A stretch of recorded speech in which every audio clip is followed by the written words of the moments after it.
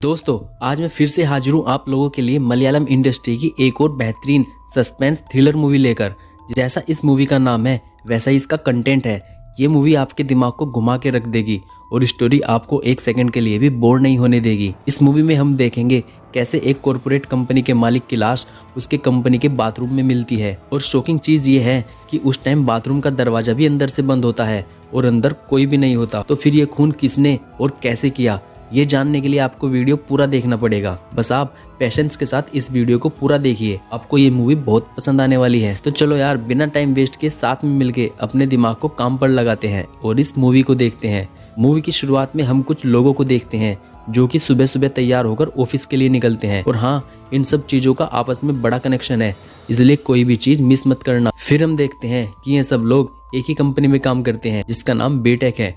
हर रोज की तरह आज भी एक आम दिन था और सब लोग ऑफिस में हंसी मजाक कर रहे हैं क्योंकि इनके बॉस जॉन अभी तक ऑफिस नहीं आए। फिर जैसे ही जॉन ऑफिस आ जाते हैं सब लोग अपने अपने काम पर लग जाते हैं। फिर हम देखते हैं आज ऑफिस में एक वेब डिजाइनर आया हुआ है जो कुछ प्रोजेक्ट को लेकर जॉन के साथ मीटिंग के लिए आया होता है। लेकिन उस वेब डिजाइनर के साथ जो मीटिंग होनी थी उस मीटिंग को टीम लीडर राजीव लीड करते हैं और उस वेब डिजाइनर और एक एम्प्लॉय के साथ एक ऑफिस के कैबिन में चले जाते हैं। अब क्योंकि जॉन अभी अपने कैबिन में होता है और राजीव मीटिंग अटेंड करने के लिए जा चुका होता है, तो इसी बात का फायदा उठाकर तीन एम्प्लॉय चाय पीने और सुट्टा मारने के लिए नीचे चले जाते हैं। दूसरी तरफ हम ऑफिस में जॉन को देखते हैं। वो अपने कैबिन से बाहर निकलकर तेजी से बाथरूम के अंदर जाते हैं और दरवाजे को अंदर से बंद कर देते हैं। और हम देखते हैं कि ऑफिस की साफ सफाई करने के लिए जिस औरत को काम पर रखा हुआ होता है वो वैक्यूम क्लीनर से साफ सफाई का काम चालू कर देती है, जिसकी तेज आवाज से सब अपने कानों पर हाथ रख लेते हैं। इधर राजीव सर की मीटिंग भी खत्म हो जाती है और वो किसी जरूरी काम से जॉन सर से मिलने के लिए जाते हैं।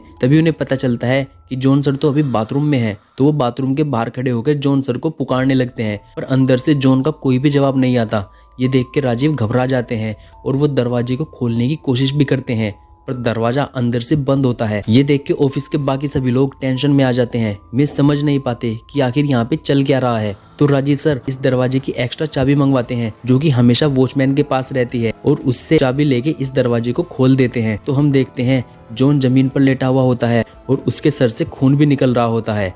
जॉन सर को इस हालत में देखकर सब लोग डर जाते हैं। फिर राजीव जॉन की सांस चेक करते हैं तो पता चलता है कि जॉन तो मर चुका है। घबरा के ये लोग पुलिस को कॉल कर देते हैं और इस घटना के बारे में बता देते हैं। फिर पुलिस और फोरेंसिक टीम ऑफिस में आ जाते हैं और क्राइम स्पॉट की अच्छे से जांच करते हैं। जांच के बाद फोरेंसिक डॉक्टर इंस्पेक्टर से कहते हैं जॉन के शरीर पर कोई भी निशान नहीं है, लेकिन हमें उसके कैबिन के ड्रायर से कुछ ऐसे टैबलेट्स मिले हैं जिसे अस्थमा के मरीज खाते हैं। तो फोरेंसिक डॉक्टर अंदाजा लगाते हैं यानी कि जॉन को अस्थमा था और बाथरूम में नमी वातावरण की वजह से उसे अस्थमा का अटैक आया होगा और सांस ना ले पाने के कारण वो मर गया। फिर टीम लाश को यहाँ से ले जाती है पर इंस्पेक्टर किसी भी स्टाफ के मेंबर को यहाँ से जाने नहीं देते। वो सबसे पहले सीसीटीवी फुटेज को चेक करते हैं तो वो देखते हैं जॉन अपने कैबिन से बाहर निकल के बाथरूम की तरफ बड़ी तेजी से जाता है, लेकिन पुलिस को शक हो ऐसा उन्हें कुछ भी नहीं मिलता। फिर इंस्पेक्टर सबसे पहले राजीव से पूछताछ करते हैं। वो कहते हैं आखिर तुम्हें इतनी भी क्या जल्दी थी कि तुम जॉन के पीछे पीछे बाथरूम तक चले गए। तो राजीव कहता है दरअसल गिब्सन सर ने मुझे कई बार कॉल किया था, जॉन सर उनका फोन नहीं उठा रहे थे, इसलिए जॉन सर को बस ये बताने के लिए आया था कि गिब्सन सर उन्हें कॉल कर रहे हैं। दोस्तों गिब्सन जॉन सर का बिजनेस पार्टनर है, वह ज्यादातर टाइम दुबई में रहता है और वहीं का बिजनेस संभालता है। फिर इंस्पेक्टर सबके मोबाइल लेकर अपने पास रख लेते हैं और एक एक करके सबसे पूछताछ करते हैं और उनके हाथ में ऐसा कुछ भी नहीं लगता जिससे किसी के ऊपर उन्हें शक हो। फिर वो वॉचमैन से पूछते हैं क्या बाथरूम की कोई एक्स्ट्रा चाबी तुम्हारे अलावा और किसी के पास रहती है। तो वॉचमैन कहता है नहीं सर, और किसी के पास भी बाथरूम की चाबी नहीं है। फिर इंस्पेक्टर उस ऑफिस में साफ सफाई करने का काम करने वाली उस औरत से पूछताछ करते हैं तो वो कहती है सर मेरे लिए तो जॉन सर बहुत ही अच्छे इंसान थे, बाकियों के लिए कैसे थे ये मुझे नहीं पता। एक दिन मेरी तबीयत थोड़ा खराब थी तो उन्होंने मुझे 3 दिन के लिए छुट्टी दे दी और ट्रीटमेंट के लिए कुछ पैसे भी दिए थे। फिर इंस्पेक्टर एक ताले वाले को बुलाकर बाथरूम के लॉक को चेक करवाते हैं ये पता करने के लिए कि कहीं इसके साथ कुछ छेड़छाड़ तो नहीं की गई। पर वो चेक करने के बाद बताता है सर ये लॉक बिल्कुल सही है, इसमें कोई भी खराबी नहीं है। तभी एक लड़की के बैग से कुछ स्लीपिंग टैबलेट्स मिलते हैं तो वो कहती है उसे रात को ठीक से नींद नहीं आती, इसलिए मजबूरी में उसे ये टैबलेट्स खाने पड़ते हैं। फिर इंस्पेक्टर कहते हैं ये टैबलेट्स बिना किसी डॉक्टर की सलाह के नहीं मिलते, तो तुमने किस डॉक्टर की सलाह से ये दवाई ली है। वो कहती है मैंने किसी भी डॉक्टर की सलाह से ये दवाई नहीं ली है, मैंने तो ये टैबलेट्स मैंने घर के पास एक मेडिकल स्टोर से खरीदी है। और फिर वो लड़की वहाँ से चली जाती है। फिर इंस्पेक्टर अपने एक जूनियर को कॉल करके कहते हैं कि इस लड़के के घर के आसपास कितने मेडिकल स्टोर हैं और इसने किस मेडिकल स्टोर से ये दवाई ली है, जल्दी उसका पता करके मुझे कॉल करो। पूछताछ के दौरान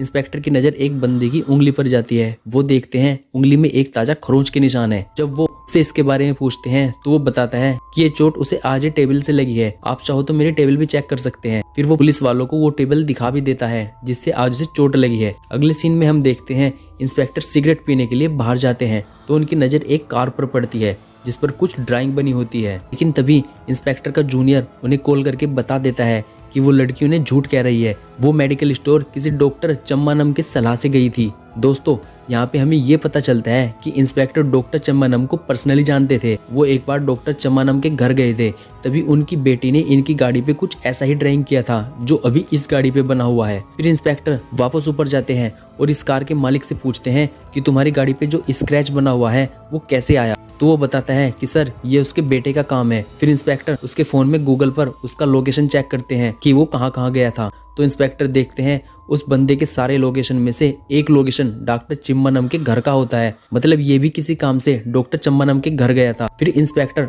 ऑफिस के सभी लोगों के मोबाइल में ये चेक करते हैं कि पिछले कुछ दिनों में वे कहाँ गए थे। तो वो नोटिस करते हैं सभी लोग एक ना एक बार डॉक्टर चिम्मानम के घर जरूर गए थे। इंस्पेक्टर को ये बहुत अजीब लगता है, अगर वो डॉक्टर चम्मानम के पास जा भी रहे हैं तो ये तो मुझसे क्यों छुपा रहे हैं। फिर इंस्पेक्टर उस डॉक्टर से मिलने जाते हैं और बातों ही बातों में उससे पूछते हैं कि क्या आप बीटेक कंपनी के किसी एम्प्लॉय को जानते हैं। तो डॉक्टर ये सुनकर चौंक जाते हैं लेकिन कहते हैं जी नहीं, मुझे इस कंपनी के बारे में कुछ भी नहीं पता। फिर जब इंस्पेक्टर डॉक्टर को बताते हैं कि आज ऑफिस में जॉन की मौत हो गई है और सभी एम्प्लॉयज के लिंक आपके साथ बैठ रहा है, तब जाकर डॉक्टर एग्री होते हैं कि हाँ, उन्हें बीटेक कंपनी के बारे में और उनके एम्प्लॉयज के बारे में बहुत कुछ पता है। फिर इंस्पेक्टर कहते हैं आपको जो भी कुछ पता है मुझे सब डिटेल में बताइए।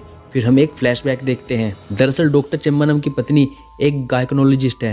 वो एक दिन अपने पति को बताती हैं कि उनकी एक पेशेंट है जिसका नाम मीरा है और वो प्रेग्नेंट है, पर अचानक से एक दिन उसे बहुत पेन होने लगता है और बाद में पता चलता है उसका बच्चा पेट के अंदर 24 घंटे पहले ही मर चुका है। रिपोर्ट में मीरा के शरीर में कुछ केमिकल सब्सटेंस होने का पता चलता है। अस्पताल के बाकी डॉक्टर्स को लगता है शायद ड्रग्स लेने के कारण मीरा का बच्चा पेट में ही मर गया। फिर डॉक्टर चम्मानम की पत्नी कहती है वह लड़की बीटेक कंपनी में काम करती है और जितने अच्छे से मैं उसे जानती हूँ वह ड्रग्स लेने वाली तो बिल्कुल भी नहीं है। मुझे नहीं लगता कि उसने कुछ भी गलत किया होगा। मैं चाहती हूँ तुम एक बार उससे मिलो। तो अपनी पत्नी के कहने पर डॉक्टर चम्मानम मीरा से मिलते हैं और फिर से उसकी ब्लड सैंपल्स लेके अच्छे से टेस्ट करते हैं।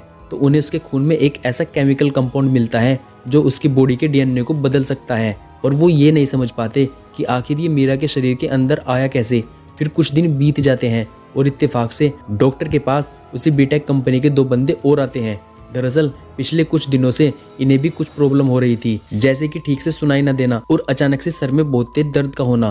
फिर डॉक्टर जब इन दोनों के ब्लड सैंपल लेकर उसे टेस्ट करते हैं तो इनके ब्लड में भी वही अननोन केमिकल कंपाउंड मिलता है जो मीरा के ब्लड में मिला था। फिर डॉक्टर इन दोनों से पूछते हैं क्या तुम्हारे ऑफिस में कुछ ऐसा है जिससे कुछ रेडिएशन निकल रहा हो। तो ये दोनों मना कर देते हैं। फिर डॉक्टर कहते हैं क्या तुम्हारे ऑफिस के बाकी लोगों को भी हाल ही में कुछ हेल्थ इशू हुआ है। तो ये दोनों कहते हैं हमें सबके बारे में तो नहीं पता, पर 2 बंदे हमारी नज़र में हैं जिसका हाल ही में बहुत बाल झड़ने लगे हैं और वो इसको लेकर बहुत टेंशन में है, और दूसरा जो पहले ही चश्मा यूज करता था पर अचानक से उसके चश्मे का नंबर भी बहुत ज़्यादा बढ़ गया है। फिर डॉक्टर कहते हैं ठीक है, तुम जाओ और ये पता करो कि क्या किसी को भी हाल ही में अपनी हेल्थ को लेकर कुछ प्रॉब्लम को फेस करना पड़ा है, सभी को मेरे पास लेकर आओ। फिर अगले दिन हम देखते हैं बीटेक कंपनी के सभी एम्प्लॉयज डॉक्टर से मिलने के लिए उनके घर पर आ जाते हैं, क्योंकि सभी लोगों में कुछ ना कुछ हेल्थ इश्यू हुआ था। जैसे किसी के बाल बहुत तेजी से झड़ रहे थे, तो किसी के नाक से खून निकल रहा था और किसी के नाखून में अजीब सा दाग होने लगा था। फिर जब डॉक्टर इन सब के ब्लड सैंपल को अच्छे से टेस्ट करते हैं, इन सब के ब्लड सैंपल्स में भी वही अननोन केमिकल कंपाउंड मिलता है। तभी डॉक्टर को याद आता है कि बीटेक कंपनी का जो सीईओ आइजैक जॉन है, उसका नाम इसने पहले भी कहीं सुना है। फिर डॉक्टर इसके बारे में थोड़ा रिसर्च करते हैं तो उन्हें पता चलता है कि Isaac John B pharma company का को-फाउंडर है। ये बहुत ही बड़ी फार्मा कंपनी है, इसका खुद का रिसर्च लैब भी है। B pharma company Isaac John के भाई इवान जोक के नाम पर रजिस्टर्ड है। फिर डॉक्टर उन एम्प्लॉयज में से एक को कॉल करते हैं और उसे कहते हैं तुम्हें चुपके से जॉन के लैपटॉप को चेक करना होगा और अगर कुछ भी शक करने के लायक मिल जाए तो उसे मेरे पास लेकर आना। फिर ये लोग वही करते हैं चुपके से जॉन सर के लैपटॉप को एक्सेस करते हैं। उन्हें वहाँ पे एक हिडन फाइल मिल जाती है। वो तुरंत उसको कॉपी करके डॉक्टर के पास ले जाते हैं। तो डॉक्टर उस फाइल को अच्छे से चेक करते हैं तो उन्हें वहाँ पे HMV वायरस के बारे में कुछ डॉक्यूमेंट मिलते हैं और एक पंचिंग मशीन के कुछ डिजाइन भी मिलते हैं। तो डॉक्टर उस पंचिंग मशीन का फोटो खींच के अपने एक दोस्त को भेज देता है और उससे इसके बारे में पता करने के लिए कहते हैं। कुछ टाइम बाद डॉक्टर का दोस्त उन्हें कॉल करके बताता है कि ये कोई आम पंचिंग मशीन नहीं है, इसमें नैनो नीडल्स लगे हुए हैं। मतलब यहाँ पे बहुत छोटी छोटी सुइयां लगी हुई होती हैं। जब भी कोई उस पंचिंग मशीन को यूज करता है उसका DNA सैंपल कलेक्ट हो जाता है। तो डॉक्टर समझ जाते हैं शायद इसी के थ्रू इन सब के DNA में क्या क्या चेंजेस हो रहे हैं। जॉन इसके बारे में जानकारी रखता था। फिर डॉक्टर कहते हैं देखो तुम सबके अंदर HMV वायरस नहीं है बल्कि उसका एंटीडोट है, या फिर तुम उसे वैक्सीन भी कह सकते हो। और यह भी कुछ ऐसी चीज के जरिए तुम सबके शरीर के अंदर गया है जिसे तुम रोज यूज करते हो, जैसे कि पीने का पानी, कॉफी या फिर पंचिंग मशीन। फिर हम देखते हैं दरअसल जॉन का असली मकसद ये था कि जल्दी HMV वायरस को पूरी दुनिया में स्प्रेड कर देना, और जैसे ही पूरी दुनिया HMV वायरस की चपेट में आ जाएगी तो वो इसका वैक्सीन रिलीज कर देगा और इससे उसे बहुत सारे पैसे मिलेंगे। फिर हम देखते हैं सभी एम्प्लॉयज के ऊपर एक्सपेरिमेंट करने के बाद जॉन उस पंचिंग मशीन को बदल देता है और CCTV फुटेज को भी डिलीट कर देता है। लेकिन अब सभी एम्प्लॉयज को इसके बारे में पता चल जाता है तो वो जॉन सर के ऊपर बहुत गुस्सा हो जाते हैं और डॉक्टर उन्हें बता देते हैं कि तुम्हें इसके साइड इफेक्ट के साथ ही पूरी जिंदगी जीना है, ये कभी भी पूरी तरह से ठीक नहीं होगा। फिर डॉक्टर कहते हैं देखो हमारे पास जॉन के खिलाफ बहुत सारे सबूत हैं, चलो हम सब मिलकर पुलिस में कंप्लेन करते हैं। पर बाकी सब लोग कहते हैं उसने पंचिंग मशीन को भी बदल दिया है, CCTV फुटेज को भी डिलीट कर दिया है, तो हमारे पास उसके खिलाफ क्या सबूत हैं। पुलिस सिर्फ हमारे कहने पर ही उसे अरेस्ट नहीं करेगी, और अगर उसे अरेस्ट कर भी लिया तो वो भी आराम से छूट जाएगा। फिर ये लोग यहाँ से निराश होकर चले जाते हैं और उनके अंदर का गुस्सा अभी तक खत्म नहीं हुआ होता। तो एक दिन सब मिलकर जॉन को मारने का प्लान बनाते हैं। पहले जॉन पर कड़ी नजर रखनी शुरू कर देते हैं तो इन्हें ये पता चलता है कि जॉन को अस्थमा है, तो ये लोग उस चीज का फायदा उठाना चाहते हैं। तो प्लान कुछ ऐसा होता है, सबसे पहले वॉचमैन को ये कहना है कि गार्डन का पाइप फट गया है, पेड़ पौधों में पानी देने के लिए उसे एक नया पाइप चाहिए, और नया पाइप लाने के बाद उस पुराने पाइप को उसकी जगह पर रखना है जहाँ पर फायर इमरजेंसी के लिए CO2 सिलेंडर को रखा गया है। और फिर हम देखते हैं वॉचमैन बिल्कुल ऐसा ही करता है। उसके बाद एक एम्प्लॉय अपनी कार को ठीक उसी जगह पार्क करता है जहाँ पर सिलेंडर स्टोरेज होता है, क्योंकि यह भी उसी के प्लान का ही एक हिस्सा था। उसके बाद प्लान के मुताबिक उस दिन एक एम्प्लॉय लेट आता है और वो फोन पर बात कर रहा होता है, लेकिन जैसे ही वो कैमरे से आउट होता है तो उस स्टोरेज के पास पार्क की गई कार पर पैर रखकर ऊपर चढ़ता है और जॉन के बाथरूम से जो एग्जिट पाइप नीचे आ रहा होता है उसे एक बैलून को काट के लगा देता है, और वहां पे जो पुरानी पाइप पड़ी थी उसका एक सिरा बैलून पर टेप से बांध देता है। दोस्तों तो आपको तो याद ही होगा कि 3 बंदे चाय और सुट्टा मारने के लिए नीचे गए थे। दरअसल ये भी उनके प्लान का ही एक हिस्सा था। वे तीनों बंदे एक ऐसी जगह पर बैठते हैं जहाँ पर 2 बंदे कैमरे की नज़र में हो और एक बंदा कैमरे की नज़र में ना हो। फिर जो बंदा कैमरे की नज़र में नहीं होता वो चुपके से उठकर उस पाइप का एक सिरा CO2 सिलेंडर से कनेक्ट कर देता है और अपने 2 साथियों से कहता है तुम लोग ऐसे एक्टिंग करते रहना जैसे मुझसे ही बात कर रहे हो, जिससे कैमरे में देखने पर लगे कि वो बंदा अभी भी अपनी जगह से उठा नहीं है बल्कि वहीं पर बैठा हुआ है। फिर उसके कहने पर उसके बाकी के 2 साथी ऐसा ही करते हैं और वो बिल्कुल ऐसी ही एक्टिंग करते हैं और बाकी काम वहाँ पर जली हुई प्लास्टिक का धुआं कर देता है, इससे उसकी वजह से सिलेंडर पर लगा हुआ वो पाइप दिखाई नहीं देता और ना ही धुएं की वजह से कोई वहाँ पर जाता है। लेकिन ये भी इनके प्लान का ही एक हिस्सा होता है क्योंकि इन सब एम्प्लॉयज में एक लड़की को चिप्स वगैरह खाने का बहुत शौक होता है, तो वो उस लड़की को उस दिन बहुत सारे चिप्स के पैकेट खाली करने के लिए और उनकी पॉलीथीन को डस्टबिन में डालने के लिए कहते हैं ताकि डस्टबिन पॉलीथीन से भर जाए। और प्लान के मुताबिक उस दिन वो लड़की वही करती है। वॉचमैन उस पॉलीथीन में आग लगा देता है जिससे बहुत धुआं हो जाता है। सबसे जरूरी बात ये होती है कि जॉन को बाथरूम तक कैसे भेजा जाए, उसके लिए भी वो एक प्लान बनाते हैं और इस प्लान का एक अहम हिस्सा होती है वो साफ सफाई करने वाली औरत। तो सब प्लान बनाते हैं कि जॉन सर के कैबिन के अंदर जो कॉफ़ी मशीन है उसे जाम कर देना होगा और वो चालाकी से उस दिन कॉफ़ी मशीन को एक कागज़ के सहारे जाम कर देती है। दोस्तों आपको तो याद ही होगा उस दिन राजीव सर मीटिंग में बिजी होते हैं, ये भी उनके प्लान का ही एक हिस्सा था क्योंकि राजीव जॉन का चमचा होता है और जानबूझकर एक एम्प्लॉय उन्हें मीटिंग में देरी करता है ताकि उनका काम आसानी से हो जाए। फिर हम देखते हैं जॉन सर जैसे ही कॉफ़ी मशीन को ऑन करते हैं, जाम होने के कारण कॉफ़ी आके इनके कपड़ों पे गिरती है। उसे साफ करने के लिए तेजी से बाथरूम में चले जाते हैं। इधर वॉचमैन के पास बाथरूम की एक्स्ट्रा चाबी होती है। ये लोग उसकी एक डुप्लीकेट चाबी पहले से ही बनवा चुके होते हैं जो कि एक सिर की सुई की तरह होती है और एक लेडी एम्प्लॉय उसे अपने बालों में लगा के रखती है। तो जॉन जैसे ही बाथरूम के अंदर जाते हैं तो लड़कियां पानी भरने के बहाने वहां पर चली जाती हैं और उनमें से एक सीसीटीवी कैमरे से बचते हुए बाथरूम तक पहुंच जाती है। दरवाजे पे वो डुप्लीकेट चाबी को फंसा देती है ताकि जॉन दरवाजा ना खोल सके। और तभी सफाई करने वाली सिंधु वैक्यूम क्लीनर से साफ सफाई का काम करना शुरू कर देती है। दरअसल ये वैक्यूम क्लीनर को ऑन करना एक सिग्नल था ताकि नीचे जो एम्प्लॉयज चाय और सुट्टा मारने के लिए गए हैं उन्हें ये पता चल सके कि जॉन सर अब बाथरूम में अंदर आ गए हैं। और जैसे ही उन्हें वैक्यूम क्लीनर का सिग्नल मिल जाता है तो उनमें से एक बंदा उठकर सीसीटीवी कैमरे से बचते हुए उस फायर एग्जिट के पास चला जाता है और उस पाइप को जो उसने पहले ही कनेक्ट कर दिया था उसे रिलीज कर देता है और वापस आके अपने दोस्तों के पास बैठ जाता है। अब हम जॉन को बाथरूम में देखते हैं।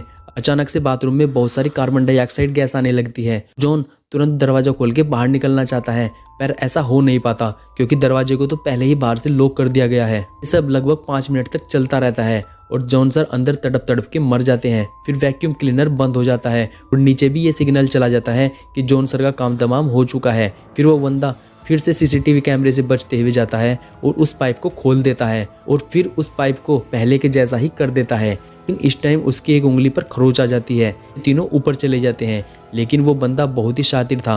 वो अपनी टेबल की प्लाई को साइड से थोड़ा सा तोड़ देता है और अपनी जख्मी उंगली को जानबूझ के वापस उस टेबल से और भी जख्मी कर देता है ताकि वो कैमरे में कैप्चर हो सके। जब पुलिस वाले इससे इसके बारे में पूछते हैं तो वो टेबल को दिखा देता है, कहता है कि मेरी उंगली टेबल में जख्मी हुई है। अब दूसरी तरफ हम देखते हैं जो डुप्लीकेट चाबी बाथरूम के दरवाजे पर लगी हुई थी ये लोग उसे भी सीसीटीवी कैमरे से बचते हुए निकाल लेते हैं। दरअसल दोस्तों जब कोई इंसान मर जाता है तो बाय डिफॉल्ट उसके शरीर में कार्बन डाइऑक्साइड की मात्रा बढ़ जाती है। इसलिए उन्होंने जॉन सर को कार्बन डाइऑक्साइड से मारने का प्लान बनाया था ताकि पोस्टमार्टम रिपोर्ट में भी ऐसा कुछ ना आए जिससे ये लोग फंस सके। फिर हम वापस प्रेजेंट में आते हैं। डॉक्टर इंस्पेक्टर से कहते हैं इन लोगों ने जो भी किया उसकी एक ठोस वजह थी। इन लोगों को अब इसी बीमारी के साथ जीना पड़ेगा लेकिन इस बीमारी में इनका हाथ नहीं बल्कि इनके बॉस जॉन का हाथ होता है। फिर हम देखते हैं इंस्पेक्टर को भी लगता है कि जॉन के साथ जो भी हुआ वो यही डिजर्व करता था। फिर वो वापस बीटेक कंपनी में जाते हैं और सब एम्प्लॉयज को छोड़ देते हैं। इंस्पेक्टर किसी को भी अरेस्ट नहीं करते। फिर कुछ दिन बाद हम देखते हैं डॉक्टर चिम्माना को भी फार्मा कंपनी के बारे में कुछ सीक्रेट पता लगता है। डॉक्टर वह भी जानकारी इंस्पेक्टर को भेज देते हैं और वो कहते हैं वी फार्मा कंपनी में इंसानों के ऊपर बहुत सारे इनलीगल एक्सपेरिमेंट चल रहे हैं पर बाहरी दुनिया को इसके बारे में कुछ भी पता नहीं है। जॉन सर का पार्टनर गिब्सन भी फार्मा कंपनी के साथ जुड़ा हुआ है। वो सिर्फ एक बिजनेस पार्टनर ही नहीं है बल्कि बायोकेमिकल साइंटिस्ट भी है। फिर हम देखते हैं इंस्पेक्टर अकेले ही वी फार्मा कंपनी की रिसर्च लैब की तरफ चल पड़ते हैं। ये रिसर्च लैब जंगलों के बीचों बीच होता है। फिर इंस्पेक्टर देखते हैं बाहर से कुछ ट्रक भी वी फार्मा कंपनी के लैब की तरफ जा रहे होते हैं। वो उनमें से एक ट्रक के ऊपर चढ़ जाते हैं और दरवाजा खोल के उसके अंदर चले जाते हैं। और दूसरी तरफ हम देखते हैं जॉन की मौत के बाद अब उसका पार्टनर गिब्सन बीटेक कंपनी का नया बॉस बन चुका होता है। सब लोग गिब्सन को बहुत अजीब तरीके से देखते हैं। शायद गिब्सन अब उनका अगला टारगेट होता है और ये सब मन ही मन ये सोच रहे हैं कि अब इसको कैसे मारा जाए। और इसी के साथ ये मूवी यहीं पे खत्म हो जाती है। और इंस्पेक्टर के साथ आगे क्या होता है ये इस मूवी में दिखाया नहीं गया है जो शायद हमें इस मूवी का सेकंड पार्ट में पता चले। इसके अभी जल्दी आने के चांसेस हैं। तो दोस्तों कैसी लगी आपको मूवी और कैसी लगी आपको मेरी एक्सप्लेनेशन। अगर आपको ये वीडियो जरा भी अच्छी लगी है तो चैनल को सब्सक्राइब जरूर कर लेना। तो मिलते हैं अगली वीडियो में एक और जबरदस्त मूवी के साथ।